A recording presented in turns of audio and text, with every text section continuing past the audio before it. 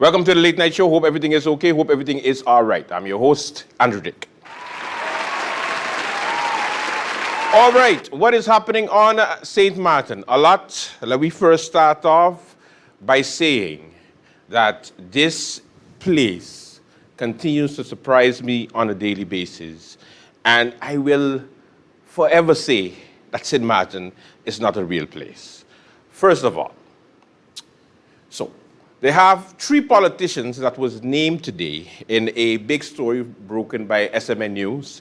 Apparently, during the COVID, after the COVID situation that we have in, you remember on the NRPB and Q credits, they were giving entrepreneurs a chance to open up their own business, and they were given a grant/loan, and they had to open up a business.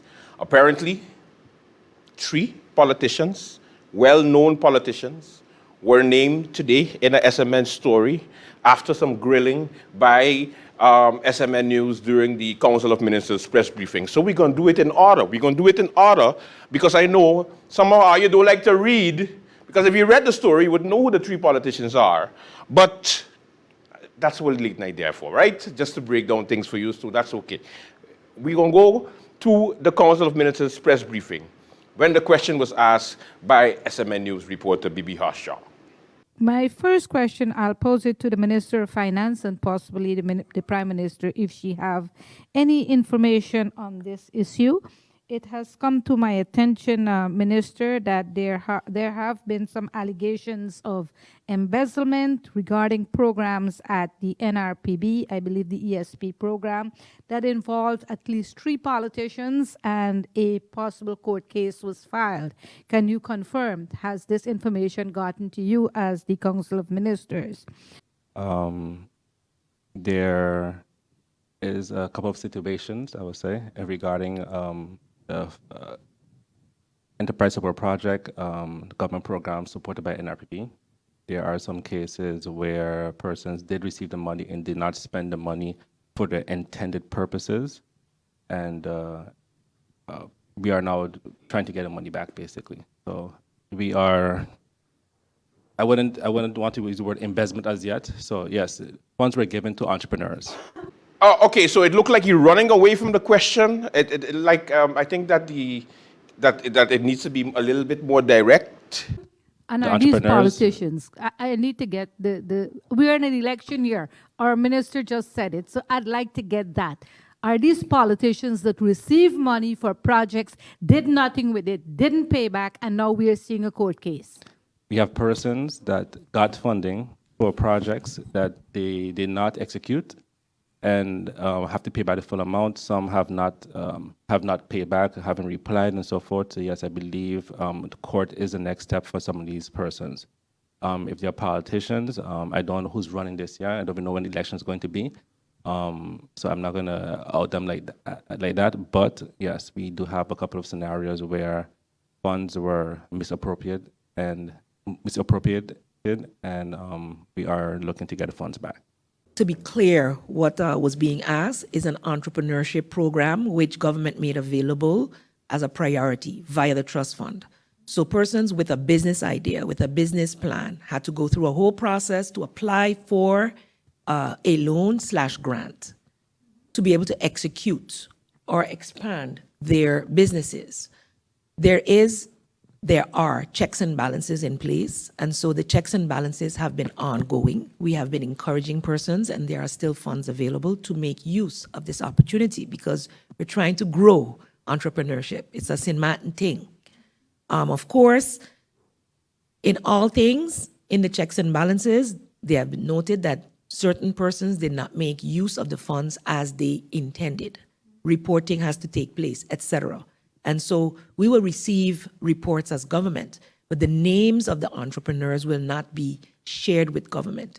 You might see a business name, but you're not going to see the name of the person behind the business. It is, we have a toezicht. You have a toezicht. Oversight function as government. We are not involved in the day-to-day running, and the NRPB has to do its due diligence because any funds misspent In our agreement will be governments to recover if it cannot be recovered. So it becomes our problem.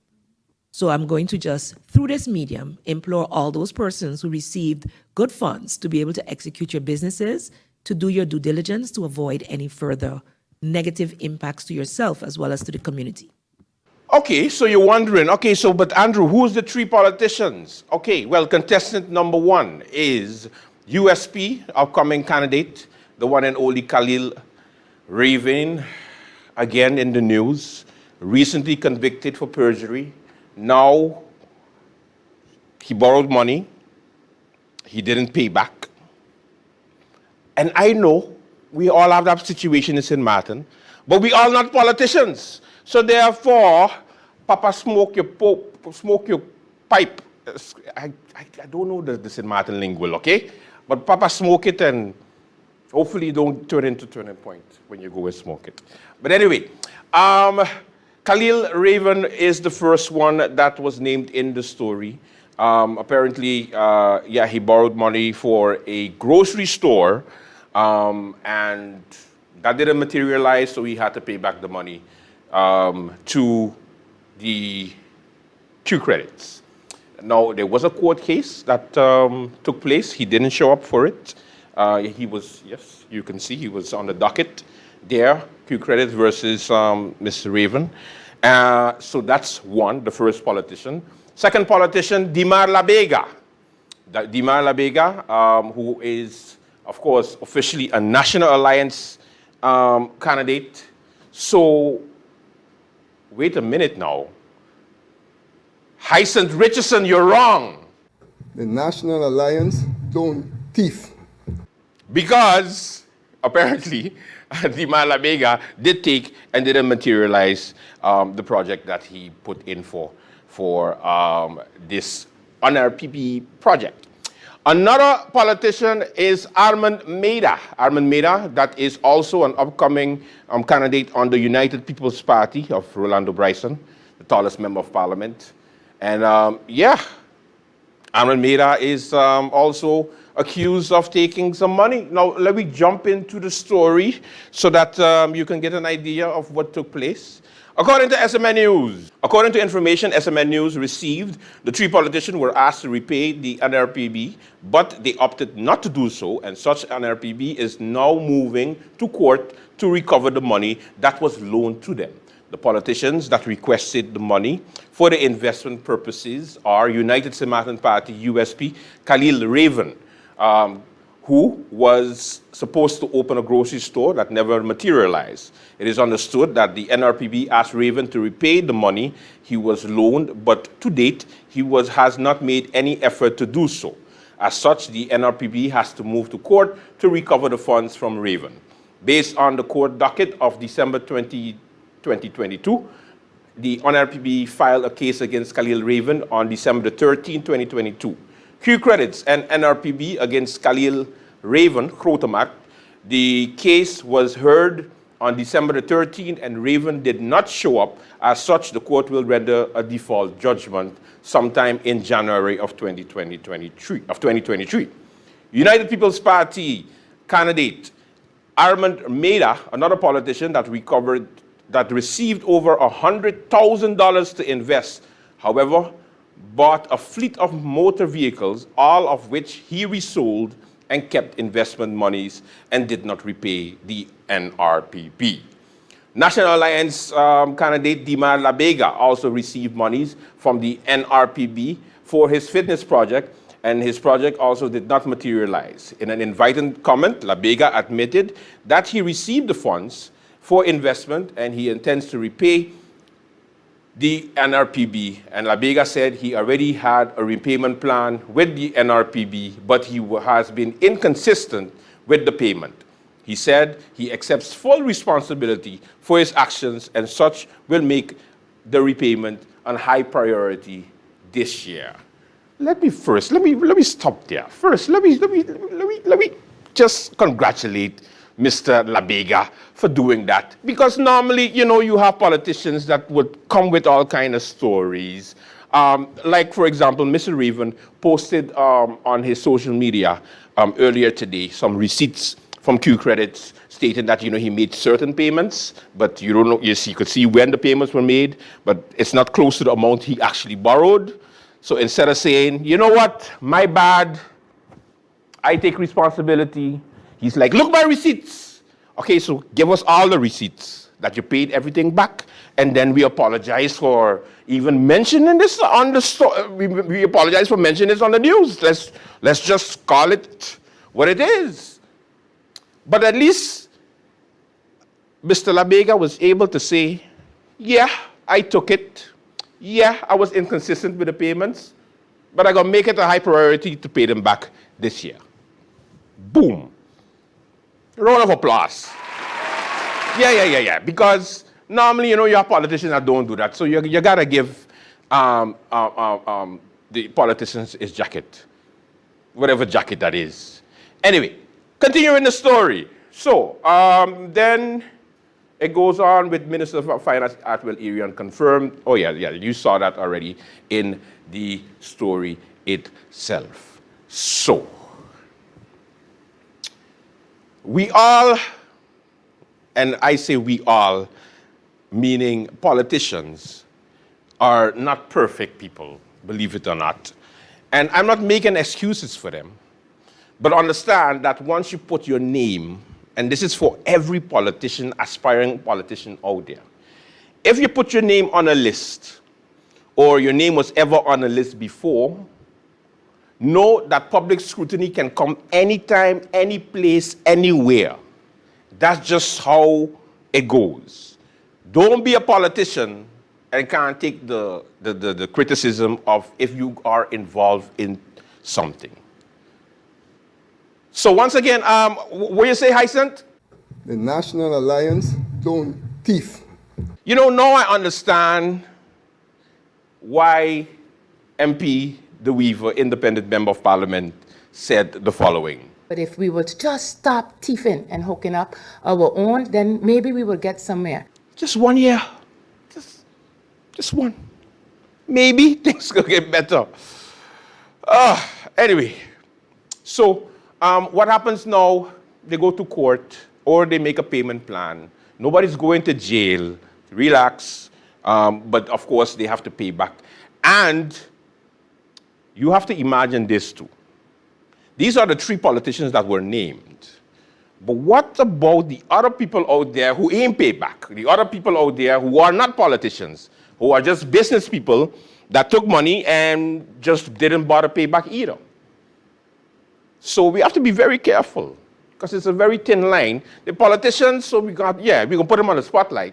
But there's also some business people that took money and never paid back. I think that these 3 politicians should take the advice of somebody who is known for not paying the taxes, and that's Michael Ferrier. He's an expert, so I think you should just contact him, guys, and have a meeting with him, and he'll make sure he'll, show you how to, not pay taxes. In any case, let's continue to what's happening, what else is happening on the lovely Isle of St. Martin. Ooh, Minister of Justice, Anna Richardson with her nice shades today. Oh, she was feisty. She came into the press briefing and she was like, according to reports that's been going around, I want to set the record straight. Yeah, I ain't pay the police officer, so what? Okay, she didn't say it like that, but let's go to the clip. The article that we wrote was published on the government's website, the Ministry of Justice website, and it spoke in detail about the fact of the following. As I mentioned before, the dates that the decree, the function book to be enacted, as well as the new salary scales were sent to the governor as we had indicated we would do. We met that deadline. The governor, however, as I stated earlier, indicated that before he can sign to obligate the country to this law, he must first receive the total sum that the government will be due to pay the officers over the course of the 3 to 5 years that we sign in a covenant. And speaking of the covenant, I just want to touch into an article that I saw SMN News published, and there is a quote from let me read it. For some time now, I have been trying to get clarity from the Honorable Minister on the process or the progress of regulating the legal position or expositie of the civil servants employed in the ministry, the Justice Ministry. This is coming from the NRPB Police Union President, Mr. Mauricia. And he apparently told this to SMN News on Tuesday that government has to come out and apologize to the members of KPSM, immigration, and members of the Federal Detective. Parliament should do its job. I know we're in a political year, and Mr. Mauricia is going to cast himself as a candidate. But I don't know if this is the reason that he chooses to act as though he did not sit in a room with us on a CCSU platform with all unions where the update of the expositie was given. But not only that, a member of the NRPB, Officer Duran, is currently a part of the placement committee, and that was a decision made in that CCSU meeting. You know, the only thing that I didn't like about the statement, Minister Richardson, is that you didn't take full responsibility for not executing the motion. Or did you? Wait, let me check to see if there was anything else that you said that just that you took responsibility. I take full responsibility for my officers. I understand their grievances. I've seen salary slips. And this is why I'm so passionate about getting it done, because at the end of the day, I recognize their grievances and they're valid. But I also want, and I've said this before, I am not going to do anything that is illegal. I'm not going to do anything that is quick, that is going to mislead the officers in believing that what is being signed for them is accurate, and then later on they find out not. Okay, so she took responsibility. All right, fine. But the only thing that didn't make any sense is that you are accusing the head of the police union for doing politics because you heard that he's going to be a candidate. Yes, it's true. Mr. Mauricia will be contesting the upcoming elections, but that doesn't have nothing to do with the fact of you not paying the police officer, Minister. I think that's what you call a deflection tactic, because what does that have to do with anything? So what if you run in? He feels he could do a better job at justice than you. So the question is, when is the police officer going to receive their monies? In the next 3 to 5 years? Or you're just going to ignore the motion of Parliament? Throw it aside. Don't matter. Anyway, welcome to the Late Night Show. We have a good one for you. Let's begin.